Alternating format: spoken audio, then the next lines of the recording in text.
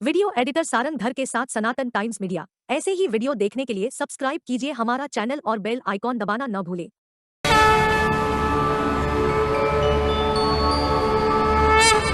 आज हम आपको सनातन धर्म पर हुए आघात की साक्षी रही मथुरा नगरी के दर्शन के साथ साथ वह वीडियो दिखाने जा रहे हैं जो इंटरनेट पर कहीं भी उपलब्ध नहीं है। सुरक्षा एवं अन्य कारणों से भगवान श्री कृष्ण के जन्मस्थान का गर्भगृह आपको कहीं पर भी देखने को नहीं मिलेगा तथा कंस कारागार पर बनी ईदगाह के अंदर का दृश्य भी आपको पहली बार हम इंटरनेट पर उपलब्ध कराने जा रहे हैं। इसीलिए वीडियो को बिना स्किप किए पूरा देखें। भारत में जब भी विदेशी मुस्लिम आक्रांताओं द्वारा लूटपाट के इरादे से हमले किए गए, उसमें अधिकतर उनकी निगाहों पर हिंदू मंदिर ही थे। काशी, सोमनाथ, अयोध्या की तरह मथुरा के श्री कृष्ण जन्मस्थान पर भी आक्रमणकारी महमूद गजनवी द्वारा पहला हमला किया गया था। महमूद गजनवी ने लूटकर इस धर्मस्थल को भी तोड़ डाला था। यह मंदिर कई इस्लामिक लुटेरों और कट्टरपंथियों द्वारा अनेकों बार तोड़ा जा चुका है।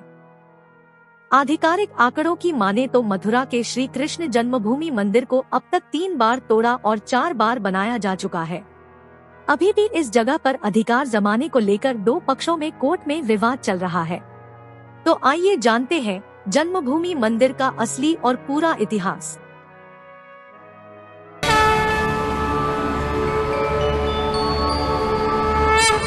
मथुरा के कटरा केशव देव नामक स्थान पर अवस्थित श्री कृष्ण जन्मभूमि आज लाखों लोगों की श्रद्धा का केंद्र है। यहाँ के कंस कारागार में ही परमपिता परमात्मा ने श्रावण मास के कृष्ण पक्ष की अष्टमी की अर्धरात्रि में अवतार धारण किया था। प्रवेश द्वार से अंदर प्रवेश करते ही मंदिर के एक बड़े भूभाग पर श्रीमद् भागवत भवन है, जहाँ श्री कृष्ण तथा राधा की मूर्ति के अतिरिक्त जगन्नाथ मंदिर, राम दरबार, पारद शिवलिंग तथा दुर्गा देवी के मंदिर स्थित है। किंतु इस मंदिर का क्षेत्र जितना आज दिख रहा है, उससे कहीं अधिक पहले था।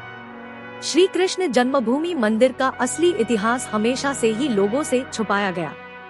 देश की जनता को उतना ही बताया गया जिससे लोगों की आवाज दबी रहे। आइए आज हम श्री कृष्ण जन्मभूमि मंदिर मथुरा के असली इतिहास को निम्नलिखित बिंदुओं के आधार पर जानने की कोशिश करते हैं।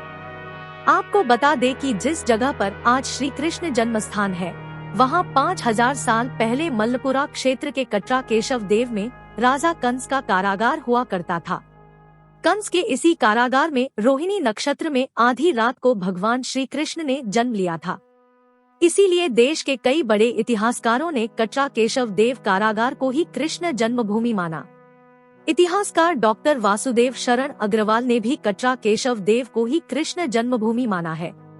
मथुरा के इस जन्मभूमि मंदिर के विभिन्न अध्ययनों और साक्ष्यों के आधार पर मथुरा के राजनीतिक संग्रहालय के कृष्णदत्त वाजपेयी ने भी स्वीकारा कि कटरा केशव देव ही श्री कृष्ण की असली जन्मभूमि है।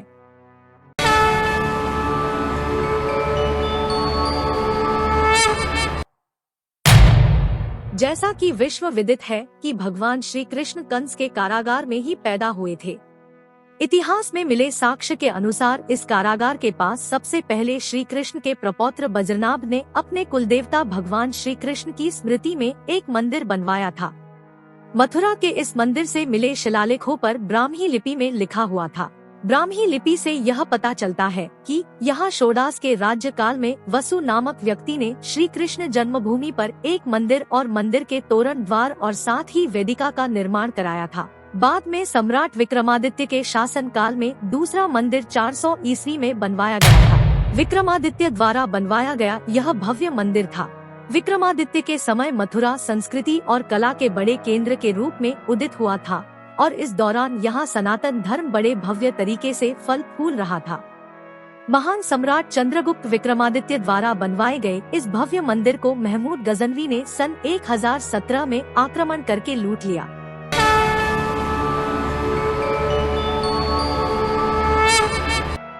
सभी मुगल और तुर्क लुटेरों को मंदिरों के प्रति इतनी घृणा थी कि वे मंदिरों को लूटने के बाद तोड़ दिया करते थे। इस्लामिक आक्रांता महमूद गजनवी ने भी मथुरा के श्री कृष्ण जन्मभूमि मंदिर को तोड़ दिया। यह बात खुद महमूद के पीर मुंशी अलुलवी की पुस्तक तारीखे यामिनी से भी ज्ञात होती है। उसने मथुरा की समृद्धि एवं मंदिर की विशालता के बारे में लिखा है कि शहर के बीच में एक अत्युत्तम और विशाल मंदिर है और इसकी चित्रकारी और शैली का कहीं मुकाबला नहीं हो सकता। स्वयं सुल्तान ने भी यह स्वीकार किया है कि कोई भी इसकी बराबरी का मंदिर बनवाना चाहे तो लाखों करोड़ों दिनारे खर्च करके भी ऐसा निर्माण नहीं करा सकता। यहाँ 20 दिन तक बराबर मुसलमानों ने लूटमार जारी रखी और बहुत बड़ी बर्बादी करके वह लौट गए।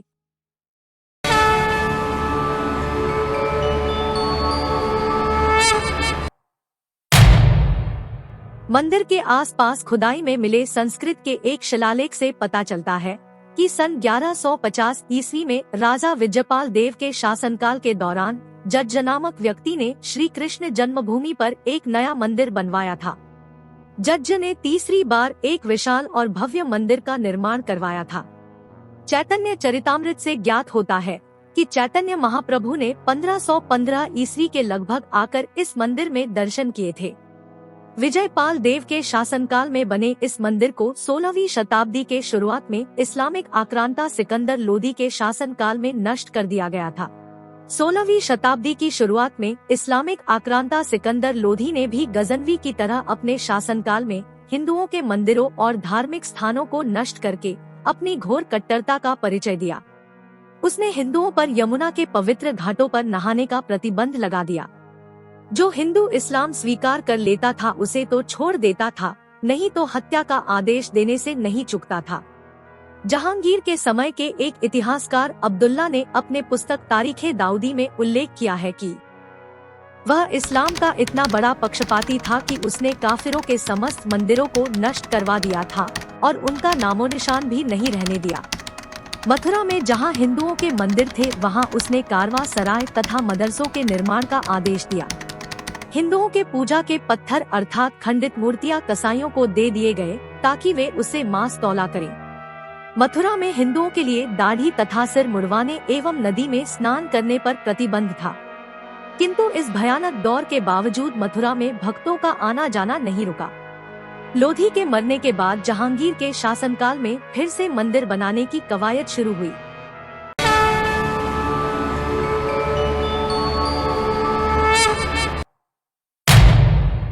मंदिर के तोड़े जाने के लगभग 125 वर्षों बाद जहांगीर के शासनकाल के दौरान ओरछा के राजा वीर सिंह देव बुंदेला ने चौथी बार इसी स्थान पर भगवान श्री कृष्ण का मंदिर बनवाया। मंदिर परिसर में प्राप्त अवशेषों के आधार पर पता चलता है कि इस श्री कृष्ण मंदिर के चारों ओर एक ऊंची दीवार का परकोटा मौजूद था। इस मंदिर के दक्षिण पश्चिम के कोने में एक बड़ा कुआं भी राजा वीर सिंह देव बुंदेला के शासनकाल में बनवाया गया था और इस कुएं से पानी को 60 फीट ऊंचाई पर ले जाकर मंदिर के बीचों बीच प्रांगण में बने फव्वारे को चलाया जाता था। आज तक इस स्थान पर बने उस कुएं के अवशेष मौजूद है।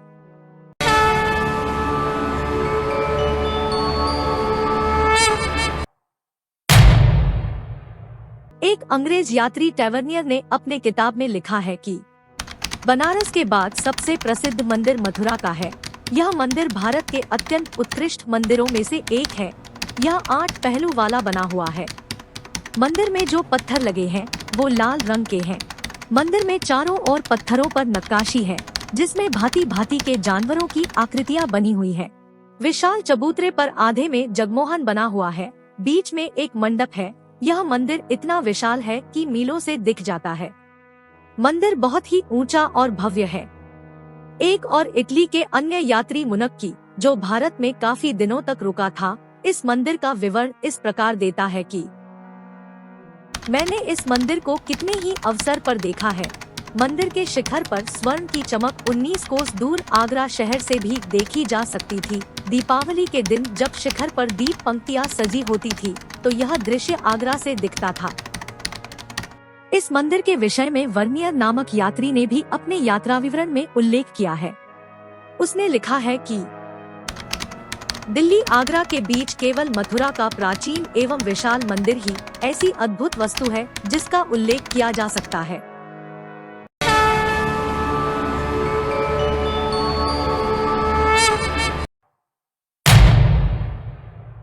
किंतु इस बार आक्रांता और भी क्रूर था। वह हिंदुओं के मंदिरों को ध्वस्त करने के बाद वहां इस्लामिक ढांचा बनाकर सनातन संस्कृति को मिटाने के उद्देश्य से ही बादशाह बना था। उसी इस्लामिक आतंकवादी मुहिउद्दीन मोहम्मद औरंगजेब ने इस विशाल और भव्य मंदिर को सन 1669 ईस्वी में नष्ट कर दिया। इस मजबूत मंदिर को ढाना कोई हंसी खेल न था। स्वयं कुछ मुस्लिम इतिहासकारों ने लिखा है कि यह मंदिर बड़ी मुश्किल से गिराया जा सका। कहते हैं कि अनिष्ट की पूर्व कल्पना करके ही मंदिर की प्रधान मूर्ति को मेवाड़ के राणा जयसिंह अपने साथ ले गए थे और उसे उदयपुर से 22 मील उत्तर पूर्व वर्तमान नाथद्वारा में प्रतिष्ठापित कर दिया था। आज भी यह स्थान प्रसिद्ध नाथद्वारा नाम से प्रसिद्ध है। औरंगजेब ने मंदिर को पूरी तरह से खत्म करके उसकी छोटी बड़ी सभी मूर्तियों को जो जवाहरातों से जड़ी थी आगरा भेज दिया। इनमें सभी मूर्तियों से जवाहरात निकलवाकर उन्हें कुत्सिया बेगम की मस्जिद की सीढ़ियों के नीचे गाड़ दिया गया ताकि उन पर आने जाने वालों के पांव पड़े। तथा औरंगजेब के दरबारी साकी मुस्तैद खान द्वारा लिखित पुस्तक मासिरे आलमगीरी में साफ शब्दों में इसका विवरण मिलता है। सन 1669 में शहंशाह ने मथुरा के मंदिर को तोड़ने का आदेश दिया। भारी श्रम का काम करके अधिकारियों ने कुछ ही समय में कुफ्र के उस घर का नाश कर दिया।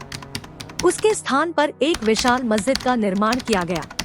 छोटी और बड़ी मूर्तियां जिनमें मूल्यवान आभूषण जड़े थे और जो इस मंदिर में स्थापित थी आगरा ले आई गई और बेगम साहिब की मस्जिद जहानारा मस्जिद की सीढ़ियों के नीचे दबा दी गई ताकि ईमान वालों के पैरों तले रौंदी जाती रहें और मथुरा का नाम इस्लामाबाद रख दिया गया। यह विवरण ग्राउज के मथुरा मेमायर नामक ग्रंथ के पृष्ठ 36 पर दिया हुआ है। ईदगाह के बारे में अलेक्जेंडर कनिंघम नाम के ब्रिटिश आर्मी इंजीनियर ने लिखा है। सन 1862 में अलेक्जेंडर कनिंघम ने लिखा, इसमें कोई संदेह नहीं है कि इस जगह पर भगवान कृष्ण का विशाल मंदिर था जो कई बार ध्वस्त किया गया और कई बार बनाया गया। जिन पत्थरों का प्रयोग मस्जिद के किनारों को बनाने के लिए किया गया था उससे पता चलता है कि यहाँ मंदिर 1663 में खड़ा था। मस्जिद के अंदर इस्तेमाल किए गए पत्थरों पर हिंदू कलाकृतियाँ मिली जो कि नागरी लिपि में लिखी गई थी। हिंदू मंदिरों और शिक्षा केंद्रों को तोड़कर तथा उन मूर्तियों को मस्जिदों के सीढ़ियों के नीचे दफनाने का जो आदेश औरंगजेब ने सन 1669 में दिया था उसकी कॉपी राजस्थान राज्य संग्रहालय बीकानेर में सुरक्षित रखी गई है। मंदिर की अवशिष्ट कुर्सी पर आधे भाग में उसी मलबे से प्राप्त पत्थरों से मस्जिद बनवाई गई जो आज शाही ईदगाह के नाम से जानी जाती है। मथुरा के इस जन्मभूमि मंदिर की भव्यता इतनी शानदार थी कि इससे चिढ़कर औरंगजेब ने मंदिर को तोड़ने के साथ साथ इसके एक भाग पर ईदगाह का निर्माण करा दिया जो आज भी मौजूद है। भारत के इतिहास में वैसे तो सभी मुगल शासक लुटेरे और आक्रांता ही रहे हैं, लेकिन उनमें औरंगजेब सबसे बड़ा दुर्दांत शासक था। उसने अपने शासनकाल के दौरान अनेकों मंदिरों को तुड़वाया जिसमें यह मथुरा का जन्मभूमि मंदिर प्रमुख है।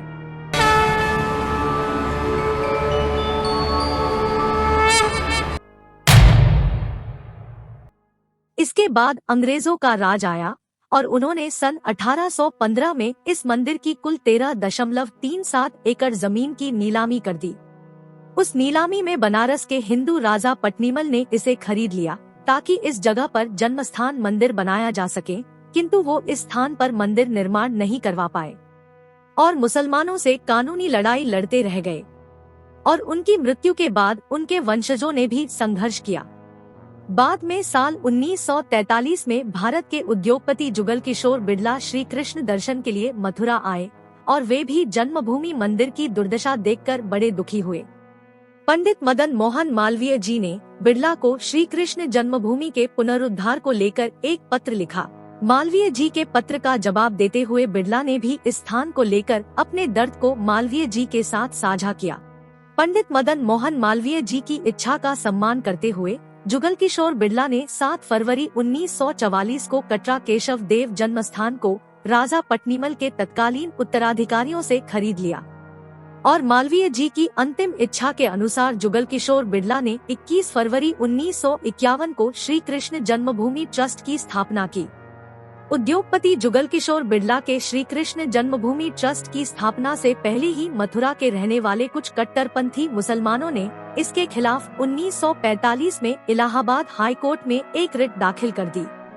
करीब 8 साल बाद 1953 में श्री कृष्ण जन्मभूमि ट्रस्ट के हक में इसका फैसला आया और इसके बाद ही यहाँ निर्माण कार्य शुरू हो सका। श्री कृष्ण जन्मभूमि ट्रस्ट द्वारा मंदिर के जीर्णोद्धार का कार्य शुरू कराया गया था, जो फरवरी 1982 में पूरा हुआ। मथुरा के इस मंदिर के गर्भगृह और भव्य भागवत भवन के पुनरुद्धार और निर्माण का कार्य भी श्री कृष्ण जन्मभूमि ट्रस्ट द्वारा पूरा किया गया।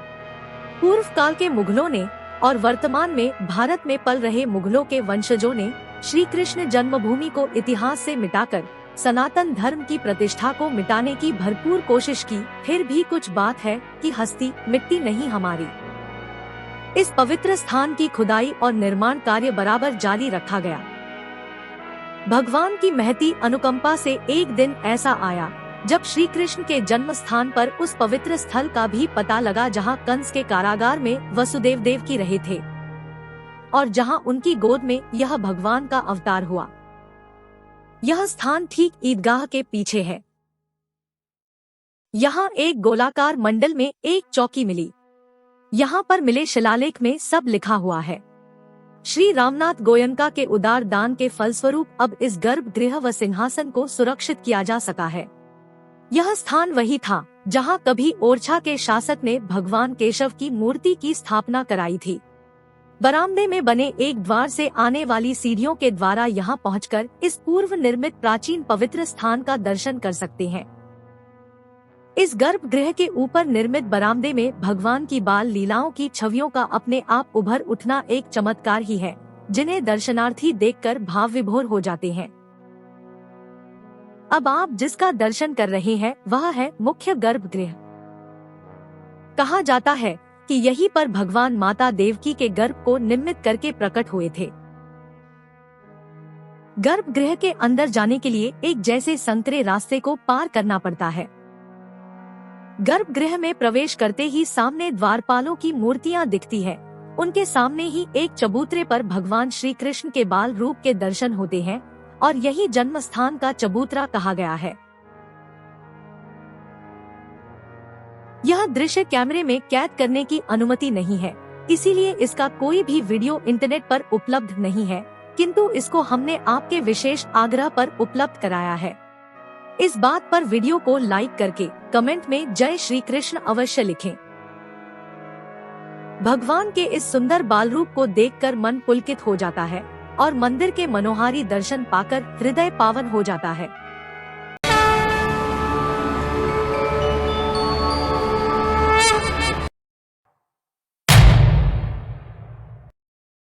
भारतीय संस्कृति और सनातन धर्म कितने महान एवं विशाल है, तभी तो अरब देशों से आए मुगलों को यह सब बर्दाश्त नहीं हुआ कि दूसरे धर्म के श्रद्धा स्थान हमारे स्थानों से सुंदर कैसे हो सकते हैं। इसीलिए उन्होंने भारत को बड़ा आघात देने की ठानी। अब जो यह आप देख रहे हैं, यह उसी शाही ईदगाह के अंदर का दृश्य है जो मथुरा जन्मभूमि के बगल में सनातनियों को चिढ़ाती हुई खड़ी है। पुरातन मंदिर की कुल 13.37 जमीन में से 2 बीघा जगह पर शाही ईदगाह मस्जिद ट्रस्ट गैरकानूनी तरीके से काबिज है। कहा जाता है कि इसी जमीन पर कभी कंस का कारागार हुआ करता था। बल्कि मथुरा के स्थानीय हिंदू तो ये दावा करते हैं कि जहां मस्जिद बन रखी है, ये वही जगह है जो भगवान श्री कृष्ण का असली जन्म स्थान है। सांस्कृतिक और राष्ट्रीय गुलामी के प्रतीक इस ईदगाह को हटाने के लिए अदालत में मामले अटके पड़े हैं। मथुरा के लोकल लोग बताते हैं कि इसी मस्जिद के नीचे खुदाई करने पर कंस का कारागार मिलेगा। जैसा कि हमने आपको पहले भी बताया है कि राजा पट्नीमल ने अंग्रेजों से पूरी 13.37 एकड़ जमीन खरीद ली, किंतु 2.5 एकड़ जमीन पर बनी शाही ईदगाह मस्जिद के कारण मुसलमानों ने राजा पट्नीमल के मंदिर बनाने के सपने को पूरा नहीं होने दिया और बाद में बिड़ला तथा जन्मभूमि ट्रस्ट के द्वारा 1982 में सिर्फ 10.9 एकड़ जमीन पर ही तत्कालीन मंदिर और भागवत भवन बन पाया। अब बची 2.5 एकड़ के मालिकाना हक की लड़ाई कोर्ट में चल रही है, जो अवैध समझौते के तहत 1968 में मुसलमानों को दे दी गई। इसके पीछे कांग्रेस के षड्यंत्र का पता चलता है, क्योंकि जब जुगल किशोर बिड़ला ने श्री कृष्ण जन्मभूमि ट्रस्ट बनाया तो जमीन का पूरा मालिकाना हक ट्रस्ट को दे दिया लेकिन तत्कालीन कांग्रेस सरकार ने श्री कृष्ण जन्मस्थान सेवा संघ नामक एक संस्था का गठन किया, जिसे इस जमीन का कोई भी कानूनी हक नहीं था। फिर भी यह संस्था मंदिर की जमीन से जुड़े फैसले लेने लगी, जिसमें कांग्रेस के बड़े बड़े नेता शामिल थे। और इस संस्था ने ही 1964 में जमीन के मालिकाना हक के लिए एक केस न्यायालय में दाखिल कर दिया और फिर 1968 में इसी संस्था ने अवैध समझौता कर 2.5 एकड़ जमीन मुसलमानों को दे दी। इस समझौते में मुस्लिम पक्ष ने मंदिर के लिए अपने कब्जे की कुछ जमीन छोड़ी और बदले में पास की जमीन दे दी गई। लेकिन अब 1968 के समझौते पर सवाल खड़े किए जा रहे हैं। नए केस में कहा गया है कि पूरी 13.37 एकड़ जमीन श्री कृष्ण जन्मभूमि ट्रस्ट की है, जिसे जुगल किशोर बिड़ला ने बनाया था और बाद में बनी श्री कृष्ण जन्मस्थान सेवा संघ नामक संस्था को इसका मालिकाना हक नहीं दिया जा सकता। इसीलिए 1968 का समझौता अवैध है। इसी पर सुनवाई चल रही है। श्री कृष्ण जन्मभूमि सेवा संघ के अध्यक्ष बिहार के राज्यपाल और लोकसभा के पूर्व अध्यक्ष कांग्रेस नेता M.A. अयंगर थे और अन्य सदस्यों में मध्य प्रदेश के पूर्व मुख्यमंत्री कांग्रेस नेता द्वारिका प्रसाद मिश्र तथा लोकसभा सांसद कांग्रेस नेता गजाधर सोमानी शामिल थे। जबकि शाही ईदगाह पक्ष में 34 प्रतिवादी भी कांग्रेस में उच्च पदस्थ थे। इस प्रकार से वर्ष 1968 में राजनीतिक षड्यंत्र के तहत यह समझौता कराया गया और इस तरह कांग्रेस के मुस्लिम तुष्टीकरण के कारण हिंदुओं पर हुए आघातों की लिस्ट में एक ये मथुरा का अध्याय भी जुड़ गया। इस केस में हिंदू पक्ष ने ये भी याचिका दी है कि भगवान श्री कृष्ण का जन्म स्थान कंस का कारागार था और कंस का कारागार ईदगाह मस्जिद के नीचे है। भगवान श्री कृष्ण का जन्म स्थान हिंदुओं के लिए पवित्र है और इसीलिए पूरी 13.37 एकड़ जमीन हिंदुओं को मिलनी चाहिए और वहां से शाही ईदगाह को हटाया जाए। दावा किया जाता है कि मथुरा में शाही ईदगाह का निर्माण प्राचीन जन्मस्थान मंदिर के सभामंडप पर किया गया है, लेकिन गर्भगृह किसी तरह बच गया। गर्भगृह वही जगह है जहां कंस का कारागार था और खुदाई करने पर वह मिल जाएगा।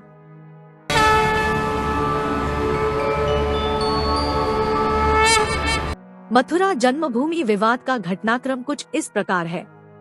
द्वापर युग में राजा वज्रनाभ द्वारा स्मृति मंदिर का निर्माण, षोडश के राज्य काल में वसु नामक व्यक्ति द्वारा मंदिर का पुनर्निर्माण एवं जीर्णोद्धार, 400 ईस्वी में सम्राट विक्रमादित्य द्वारा मंदिर का पुनर्निर्माण एवं जीर्णोद्धार, सन 1017 में महमूद गजनवी ने पहली बार तोड़ा भव्य मंदिर, सन 1150 में राजा विजयपाल देव के शासनकाल में जज्ज नामक व्यक्ति द्वारा दूसरे भव्य मंदिर का निर्माण, सन 1516 में सिकंदर लोधी ने दूसरी बार तोड़ा भव्य मंदिर, सन 1618 में जहांगीर के शासनकाल में ओरछा के राजा वीर सिंह देव बुंदेला द्वारा तीसरे भव्य मंदिर का निर्माण, सन 1669 में औरंगजेब ने तीसरी बार भव्य मंदिर तोड़कर कराया शाही ईदगाह का निर्माण, सन 1815 में राजा पटनीमल ने अंग्रेजों से नीलामी में 13.37 एकड़ जमीन खरीदी। सन 1944 में जुगल किशोर बिड़ला ने राजा पटनीमल के वंशजों से खरीदी जमीन। सन 1951 में जुगल किशोर बिड़ला ने श्री कृष्ण जन्मभूमि ट्रस्ट का गठन कर पूरी जमीन कर दी ट्रस्ट के नाम। सन 1958 में कांग्रेस नेताओं द्वारा श्री कृष्ण जन्मभूमि सेवा संघ का गठन। सन 1968 में श्री कृष्ण जन्मभूमि सेवा संघ द्वारा मुस्लिम पक्ष के साथ अवैध समझौते में 2.5 एकड़ जमीन दे दी गई। सन 1982 में जन्मभूमि पर मंदिर एवं भागवत भवन का निर्माण।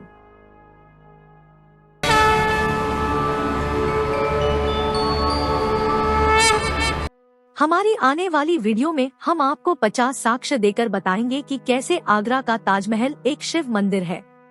हमने इस वीडियो के माध्यम से मथुरा के बारे में आपको पूरी जानकारी दी और भी बाकी स्थान जो मुगलों के आतंक के भेंट चढ़े हैं, उनका इतिहास भी हम आपको इसी चैनल के माध्यम से देते रहेंगे। इसीलिए हमारे चैनल को सब्सक्राइब करके बेल आइकॉन दबाना ना भूलें।